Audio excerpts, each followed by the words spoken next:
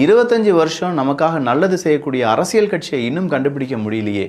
25 வருஷம் போகட்டும், 5 வருஷம் நமக்காக உழைக்கக்கூடிய ஒரு அரசியல் கட்சியை யாராவது பார்த்தீங்கன்னா தயவு செஞ்சு சீக்கிரம் கண்டுபிடிச்சு சொல்லுங்கப்பா. சட்ட ஒழுங்கு சூப்பராக இருக்குன்னு சொல்றீங்களே, ஏடிஜிபி ஒரு ஆள் கடத்தல் வழக்கில் அரெஸ்ட் செய்யப்படுகிறார் அப்படிங்கிறதும் இன்னைக்கு நீதிமன்றம் ஒரு செமையான கேள்விகளை கேட்டிருந்தது. எம்எல்ஏ பூவை ஜெகன்மூர்த்தியை பார்த்து 200லேருந்து ஒரு 300 பேரை நீங்கள் நீதிமன்றத்துக்குள்ளே கூப்பிட்டு வந்துட்டீங்கன்னா இங்கே இருக்கக்கூடிய நீதிபதிகள் பயந்துருவாங்கன்னு நீங்கள் நினச்சிங்களா? அப்படிலாம் பயப்படுற நீதிபதிகள்லாம் இங்கே இல்லைங்க. நீதிமன்றம் நினச்சிருந்துச்சுன்னா உங்களை 10 நிமிஷத்தில் அரெஸ்ட் பண்ணியிருப்போம். ஆனால் என்ன, நீங்கள் மக்களுக்காக தேர்ந்தெடுக்கப்பட்டிருக்கீங்க, மக்கள் உங்களை தேர்ந்தெடுத்திருக்காங்க. கட்ட பஞ்சாயத்து செய்கிறதுக்காக மக்கள் உங்களை தேர்ந்தெடுத்தாங்க.